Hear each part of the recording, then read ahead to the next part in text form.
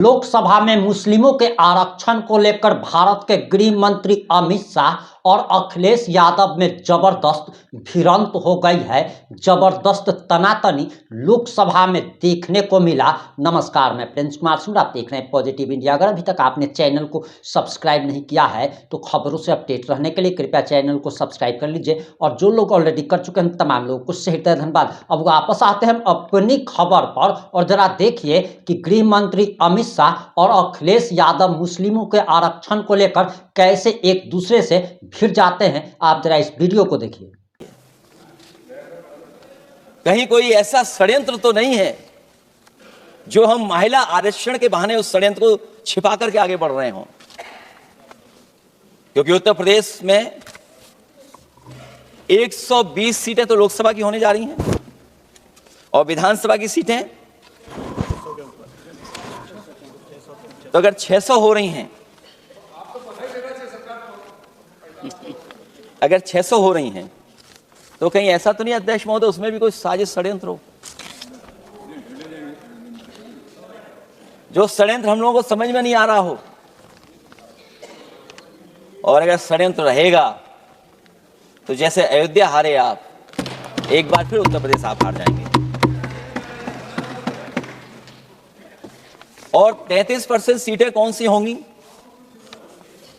आप अगर seat reserve कर देंगे, कॉन्स्टिट्यूंसी रिजर्व हो जाएगी, तो अध्यक्ष महोदय ये महिलाओं के बीच ही कंपटीशन करा देंगे। अगर कॉन्स्टिट्यूंसी रिजर्व होंगी तो अध्यक्ष महोदय महिलाओं के बीच ही कंपटीशन हो जाएगा, क्योंकि वो अध्यक्ष महोदय वो माननीय सदस्य कह रहे हैं कि वो तो होना चाहिए, वो सास बहू वाली तो हार गई हैं आपकी। तो अगर पार्टी को ये मौका मिलेगा तो न केवल कंपटीशन से हम बच सकते हैं, बल्कि संख्या महिलाओं की लड़ने की ज्यादा होगी। ये महिलाओं को ज्यादा नहीं लड़ने देना चाहते हैं चुनाव, इसलिए कॉन्स्टिट्यूंसीज को रिजर्व कर रहे हैं। अध्यक्ष महोदय, हमारा पक्ष, हमारी मांग है कि ये जो लागू हो आरक्षण, वो पार्टी को मौका मिले, पार्टी लड़ाए उनको, पार्टी संख्या तय करे। इसके साथ साथ जो रोटेशन वाला है इशू, स्वाभाविक है कि जब हम एक क्षेत्र से लड़ते हैं अध्यक्ष महोदय तो एक भावनात्मक अटैचमेंट बनता है वोटरों के बीच में, और अगर ये रोटेशन का मामला होगा तो अध्यक्ष महोदय कोई भी अपने क्षेत्र में बहुत ज्यादा भावनात्मक लगाव नहीं रखेगा क्षेत्र की जनता से। तो अगला क्षेत्र की सोचने लगेगा कि अगला क्षेत्र हमारा क्या होगा। इसलिए हम इसके भी खिलाफ है अध्यक्ष महोदय कि रोटेशन नहीं हो। हम रोटेशन की प्रणाली के खिलाफ हैं, इसके पक्ष में हम लोग नहीं हो सकते। इसलिए अध्यक्ष महोदय हमारी मांग होगी कि पहले सेंसस कराया, जनगणना कराई जाए, और अगर जनगणना नहीं कर रहे हैं तो इसका मतलब धोखा दे रहे हैं, क्योंकि पुराने बिल में जो हम लोगों ने बात देखी और रखी थी उस समय वो यही था कि जनगणना करा करके महिला आरक्षण बिल आएगा। लेकिन ये लोग 2011 का लेकर के आ रहे हैं। इसका मतलब इनकी पूरी तैयारी है कि कौन सा लोकसभा क्षेत्र कैसा होगा। इनके गुप्त लोगों ने वो कहीं ना कहीं नक्शा बना करके रखा होगा, जिसको आरक्षण पास होते ही, बिल पास होते ही लागू करने की कोशिश करेंगे। और जो और सुधार होने चाहिए महिलाओं के, जो सुधार होने चाहिए उन सुधारों पे इसमें बिल में कोई विशेष योजना या विशेष बात नहीं हो रही है। बिना उनके लिए लाभ पहुंचाए, सस्तीकरण किए, शायद हम पूरा उनको हक नहीं दे पाएंगे। मैं अध्यक्ष महोदय आपसे यही निवेदन और अपील करूंगा कि पिछड़ों को, माइनॉरिटी को, खासकर मुस्लिम महिलाओं को आरक्षण दिया जाए। जो सेंसस से ये दूर भाग रहे हैं वो इसीलिए भाग रहे हैं क्योंकि जाति जनगणना की मांग उठेगी, और अगर जाति जनगणना की बात उठेगी तो आरक्षण की बात और उठेगी। हमें उम्मीद है कि हम लोगों की बात मान करके सरकार उस पर विचार जरूर करेगी। जब हम आरक्षण देना चाहते हैं तो बिना पिछड़ा, बिना मुसलमानों के शायद हमारा जो लक्ष्य है महिला आरक्षण का वो पूरा नहीं होगा। इन्हीं शब्दों के साथ आप सबका बहुत बहुत धन्यवाद।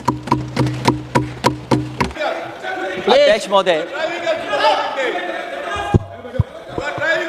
अध्यक्ष महोदय, अध्यक्ष महोदय, अध्यक्ष महोदय, मैं आपका धन्यवाद देना चाहता हूं आज मुझे एक बहुत महत्वपूर्ण समय पे मुझे बोलने का मौका मिल रहा है। अध्यक्ष महोदय, मैं अभी भारतीय जनता पार्टी के माननीय सदस्य को भी सुन रहा था, उनके वरिष्ठ सदस्यों को भी और माननीय मंत्री जी को मैंने सुना है और इस महत्वपूर्ण विषय पर उन्होंने अपनी बात रखी है। समाजवादी पार्टी महिला आरक्षण के पक्ष में है और समाजवादी पार्टी का इतिहास रहा है कि हम लोगों ने हमेशा महिलाओं को आगे बढ़ाने के लिए काम किया है। हमारे नेता जिनकी विचारधारा पे हम लोग आगे बढ़ रहे हैं, डॉक्टर राम मनोहर लोहिया, उन्होंने हमेशा जेंडर जस्टिस और सोशल जस्टिस की बात की है। हम समाजवादी लोग जेंडर जस्टिस और सोशल जस्टिस के पक्ष में हैं और महिलाओं का आरक्षण 33% हो उसके भी पक्ष में हम लोग बोल रहे हैं और ये लड़ाई हमारी निरंतर चल रही है और कहीं ना कहीं आरक्षण हमारी पीढ़ी के आह्वान को और मजबूत कर रहा है। लेकिन जिस तरह की बातें हमें सुनने को मिल रही हैं, अब भारतीय जनता पार्टी नारी को नारा बनाने की कोशिश कर रही है। भारतीय जनता पार्टी इस आरक्षण को लेकर के भाजपा अपना नारी का नारा बनाना चाहती है और बदलने की कोशिश कर रही है। जिन्होंने नारी को अपने संगठन में नहीं रखा, उनके मान सम्मान के लिए कैसे रखेंगे? और अगर ये बात गलत है, अध्यक्ष महोदय, जिस पेरेंटल संगठन से आप निकले हैं उसमें मान सम्मान के लिए संगठन में कितनी नारी हैं ये बता दें आप। और इनका, क्योंकि पिछले कई वर्षों से अध्यक्ष जी ये सरकार में है और मैं सुन रहा था माननीय मंत्री जी को मैं सुन रहा था, उन्होंने बहुत सारे योजनाएं, बहुत सारे कार्यक्रमों की जानकारी दी। लेकिन अगर हम दुनिया के आंकड़े देखें, जेंडर इक्वलिटी में हम कहां खड़े हैं? हम 146 में 127वीं जगह पर खड़े हैं। और अगर हम इनके खुद के सरकारों को देखें अगर, तो अध्यक्ष महोदय, इनके 21 जगह सरकारें हैं, 21 जगह यूनियन टेरिटरी और स्टेट मिलाकर के और सहयोगी दलों के साथ मिलकर के 21 सरकारें इनकी हैं। भारतीय जनता पार्टी ये बताए कि उनके 21 स्टेट में जहां सरकारें उनके सहयोगी साथियों के साथ चल रही हैं, कितने मुख्यमंत्री इनके बने हुए हैं? कितनी महिला मुख्यमंत्री बनी हुई इनकी? जीरो। और जो दिल्ली की बनी हुई हैं, हालांकि वो चीफ मिनिस्टर हैं और वो भी महिला होने के नाते केवल नहीं, अधिकार कहां हैं? एक चीफ मिनिस्टर के जो अधिकार होते हैं, एक स्टेट के जो अधिकार होते हैं, क्या आपके दिल्ली की मुख्यमंत्री के पास वो अधिकार है? और फिर जो अभी तक जो सबसे बड़ी पार्टी है, जो सबसे बड़ी पार्टी अपने आप को कहते हैं, पूरे देश में जितने भी इनके विधायक चुने गए हैं, आप बताओ आपकी संख्या क्या है? 10% से ऊपर नहीं जा पा रहे हैं आप? क्या 10% से ऊपर हैं आप? और फिर लोकसभा की गिनती में अगर हम देखें तो लोकसभा की गिनती में कितने संख्या में आप हैं? इसलिए अध्यक्ष महोदय, जहां हम ये कहते हैं कि हम महिला आरक्षण के पक्ष में हैं, वहीं कुछ सवाल हमारे भी आपके लिए हैं। मैं उससे पहले याद दिलाना चाहता हूं कि कई बार लोग ये कहते हैं कि समाजवादी पार्टी विरोध करती है। अगर हम अपनी बात कहना चाहें तो डॉक्टर राम मनोहर लोहिया, जिनकी विचारधारा पर हमारी समाजवादी पार्टी का आधार है, उनके द्वारा हमेशा महिलाओं को पुरुषों के बराबर की हिस्सेदारी हर क्षेत्र में देने की बात कही गई। और मैं उनको कोट करना चाहता हूं कि संस्कार का आरंभ महिला से होता है। यदि महिला जागृत है तो पूरा समाज जागृत हो जाता है। ये लोहिया ने हमारे जिस विचारधारा पे हम लोग चल रहे हैं वो हम आपको बताना चाहते हैं। जब तक महिलाएं राजनीति में नहीं आएंगी, सामाजिक क्रांति अधूरी रहेगी। लोहिया जी ने निरंतर महिलाओं की राजनीति में महत्वपूर्ण भूमिका पर बल दिया है और समाज में वास्तविक परिवर्तन उनके योगदान से ही आ पाएगा। इसलिए मैं याद दिलाना चाहता हूं अध्यक्ष महोदय, उत्तर प्रदेश में पंचायत में सबसे पहले आरक्षण महिलाओं के लिए लागू करने का काम समाजवादी पार्टी ने किया। तो जहां महिलाओं के पक्ष में है उनके आरक्षण के, वहीं हमारा सवाल यह भी है कि जल्दीबाजी क्यों है? आखिरकार महिला आरक्षण के नाम पर जल्दीबाजी क्यों है भाजपा के अंदर? सच तो यह है कि भाजपा जनगणना को टालना चाहती है और जनगणना को टालने का मतलब है कि जाति जनगणना को टालना चाहते हैं और जाति जनगणना इसलिए टालना चाहते हैं क्योंकि वो आरक्षण का सवाल उठेगा। जो भाजपा उनके संगी साथी कभी भी देना नहीं चाहते हैं आरक्षण। भाजपा को यह भी अच्छी तरह याद है कि पीडीए में ए का मतलब आधी आबादी है, मतलब महिलाएं भी पूरी की पूरी उसमें गिनती में आती। एक बड़ा चुनावी सच यह भी है कि भाजपा की चुनावी पूरी तरह से भंडाफोड़ हो गई है। जो एसआईआर आप लेकर के आए थे अध्यक्ष महोदय, उत्तर प्रदेश में हम लोगों ने बड़े करीब से देखा एसआईआर। वो कहने को तो एसआईआर था, लेकिन सच्चाई में वो एनआरसी का रूप था। और एसआईआर के मामले में जिस तरीके से वोट काटने का काम शुरू हुआ, मैं बधाई देना चाहता हूं अपने पीडीए प्रहारी और संगठन के लोगों को जिन्होंने वोट बचा लिया। जब पहली गिनती में हम लोग बचाने में कामयाब हो गए तो अध्यक्ष महोदय भारतीय जनता पार्टी फॉर्म 7 को लेकर के आई और फॉर्म 7 उन्होंने ऐसे बांटना शुरू किया, उस घपले को भी हम लोगों ने पकड़ लिया। और जब उस घपले को पकड़ा तो पता लगा फॉर्म 7 बंद हो गया उत्तर प्रदेश में। फॉर्म 7 से कोई वोट काटा नहीं गया। अध्यक्ष महोदय, जो फॉर्म 7 काटने के लिए जिससे दस्तखत कराए थे भारतीय जनता पार्टी ने, उस व्यक्ति को दस्तखत करना भी नहीं आता है। अध्यक्ष महोदय, जो एसआईआर के बहाने फॉर्म 7 लेकर के आए थे, जो फॉर्म 7 दस्तखत करा करके वोट काटे जा रहे थे उत्तर प्रदेश में, जब पकड़ा गया हम लोगों को जानकारी मिली, हम लोगों ने उसको प्रेस के सामने लेकर के आए और चुनाव आयोग को शिकायत की। फॉर्म 7 से वोट कटना रुक गया, लेकिन अभी भी उस पर कोई कार्रवाई नहीं की जिसने उसके नकली दस्तखत कराए थे। अध्यक्ष महोदय, इससे तो लगता है कि पूरा का पूरी व्यवस्था जुड़ी हुई है भारतीय जनता पार्टी से। और धीरे धीरे जो भारतीय जनता पार्टी की सरकार चली है, हेरा फेरी हम लोग पकड़ लिए, भाजपा की कलई खुल गई और उसके समर्थक और वोटरों का आकार पड़ने लगा। जब तब भाजपा निराशा के इस दौर में उभरने के लिए बिल लेकर के आ रही है। ये भारतीय जनता पार्टी का जो वोट कम हो रहा है, असली लक्ष्य अध्यक्ष महोदय वोट है, सत्ता में रहना है, इसलिए आरक्षण को लेकर के आए हैं। भाजपा की यही राजनीतिक चाल रहती है। जब पुराने लोग ये समझ जाते हैं कि भाजपा किसी की सगी नहीं है, तो हर बार भाजपा कुछ नए लोगों को अपने लुभाने जुमलों में फंसाती है। इस बार भाजपा महिलाओं को लेकर ये पुरानी चाल चल रही है, लेकिन सफल नहीं होगी, क्योंकि सबसे ज्यादा दुखी तो महिलाएं ही हैं। से जो महंगाई बढ़ी है, उससे उनकी रसोई सूनी हो गई है। रही सही कसर सिलेंडर की, बेतहाशा बढ़ती कीमतों ने पूरा कर दिया है। ये अध्यक्ष महोदय मैं इसलिए कह रहा था कि माननीय मंत्री सिलेंडर की याद दिला रहे थे। उन्होंने इज्जत घर को भी याद दिलाया, जिसको कभी प्रधानमंत्री जी ने कहा कि ये इज्जत घर होंगे।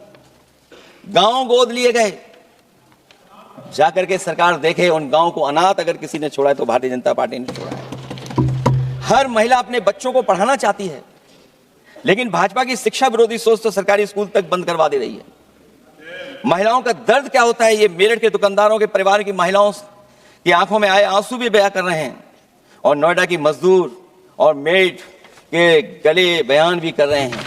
क्योंकि जब हम बहस महिला आरक्षण पे कर रहे हैं, तो हमें याद रखना चाहिए कि हमारे बिल्कुल बगल में 40,000 से ज्यादा लोग सड़कों पे मजदूर, महिलाएं सड़कों पर हैं, जहां से प्रभु श्री राम जो कभी हम लोगों ने स्क्रीन पे देखा था, वो चुन करके आए थे। वहां पर महिलाएं धरने पर बैठी हैं, और अगर ये धरने पर इसलिए बैठी हैं क्योंकि उनको न्याय नहीं मिल रहा है। भारतीय जनता पार्टी की सरकार की वजह से उनके घर उजड़ रहे हैं। महिला रो रो करके न्याय मांग रही हैं। तो मैं कहना चाहता हूं अध्यक्ष महोदय सरकार से कि अगर ये बिल इतना ही सही है तो इसे मेरठ नोएडा की पारिवारिक और कामगार महिलाओं के बीच बैठकर घोषित किया जाए कि उनके लिए इसमें क्या क्या होने जा रहा है। हम महिला आरक्षण के साथ हैं पर उस भाजपाई चालबाजी के खिलाफ हैं जो एक साजिश के तहत की जा रही है। भाजपाई और उनके संगी साथी देश की सबसे बड़ी आबादी के वर्ग मतलब पिछड़े वर्ग की महिलाओं के बारे में चुप्पी साधे बैठे हैं। ये बात अध्यक्ष जी समझ में नहीं आ रहा है, क्योंकि जब हम लोग प्रधानमंत्री जी को सुनते थे तो वो ये कहते थे कि हम पिछड़े वर्ग से आते हैं, हम आप जैसे ही हैं, पिछड़े हैं। लेकिन जब आरक्षण की बात हो रही है तो पिछड़ों की संख्या इसमें कितनी है, हमें उम्मीद है कि सरकार इस पर जरूर बात अपनी रखेगी। ये संशोधन के नाम पर जो जल्दीबाजी दिखा रहे हैं, दरअसल उसके पीछे भाजपाइयों की मंशा है कि जनगणना न करनी पड़े, क्योंकि अगर जनगणना करनी पड़ेगी तो जातिवार आंकड़े भी देने पड़ेंगे और जातिवार आरक्षण भी। ये भाजपा का एक बहुत बड़ा षड्यंत्र है जिसमें जनगणना आधारित परसीमन को नकार कर पिछड़ों का अधिकार लूटा जा रहा है। ये लोकतंत्र के खिलाफ खुफिया लोगों की गुप्त योजना है जो अब तक स्वीकार नहीं, जब तक प्रक्रिया के साथ हम लोग स्वीकार कभी नहीं कर सकते जब तक इसका लागू करने का तरीका ठीक ना हो। अगर पिछड़ों की आबादी कम से कम अगर हम गिन लें कि 70% 80% से ज्यादा है अध्यक्ष महोदय, अगर हम उनको 66% मान लें तो इनकी आबादी कम से कम पिछड़ों की 33% होगी, आधी आबादी की जनसंख्या, जिनके हक की बात तो है ही नहीं इसके अंदर। इसका मतलब यह हुआ कि पिछड़े वर्ग की 33% महिलाएं, उनको हक देना नहीं चाहते ये लोग, हक उनका छीनना चाहते हैं। और फिर जो डीलिमिटेशन का साथ साथ लेकर के आए हैं, ये डीलिमिटेशन क्या है अध्यक्ष महोदय? ये डीलिमिटेशन है कि इलेक्टोरल मैप को बदलते हैं।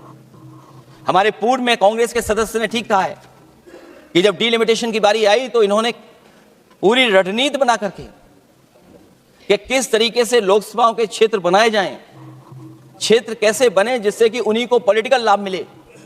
वो हम लोगों ने आसाम में भी देखा और जम्मू कश्मीर में भी देखा है। इसलिए हम चाहते हैं कि पहले जनगणना हो और जनगणना जब आंकड़े सही आ जाएंगे अध्यक्ष महोदय तब जाकर के डीलिमिटेशन ठीक होगा। और अगर आंकड़े ही ठीक नहीं हैं तो फिर आरक्षण कैसे ठीक होगा?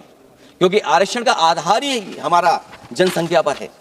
कहीं ऐसा तो नहीं कि आधी आबादी में ये मुस्लिम को भी ना गिनते हो, मुस्लिम महिलाओं को। इसलिए हमारी मांग होगी कि आधी आबादी में पिछड़े और मुस्लिम महिलाओं को भी जोड़ करके इस आरक्षण को पूरा किया जाए। एक जो हमें आशंका है कि जब आरक्षण होगा और डिलिमिटेशन होगा और जब संख्या बढ़ेगी तो उत्तर प्रदेश की संख्या विधानसभा की 500 से ऊपर होने जा रही है। और अगर 500 से ज्यादा होने जा रही है तो उसमें सरकार क्या विचार कर रही है? कहीं कोई ऐसा षड्यंत्र तो नहीं है जो हम महिला आरक्षण के बहाने उस षड्यंत्र को छिपा करके आगे बढ़ रहे हों? क्योंकि उत्तर प्रदेश में 120 सीटें तो लोकसभा की होने जा रही हैं और विधानसभा की सीटें तो अगर 600 हो रही हैं, अगर 600 हो रही हैं तो कहीं ऐसा तो नहीं अध्यक्ष महोदय उसमें भी कोई साजिश षड्यंत्र हो? अब आपकी क्या प्रतिक्रिया? अपनी प्रतिक्रिया जोड़ दीजिएगा। जुड़े रहे हमारे साथ। जय हिंद, जय भारत।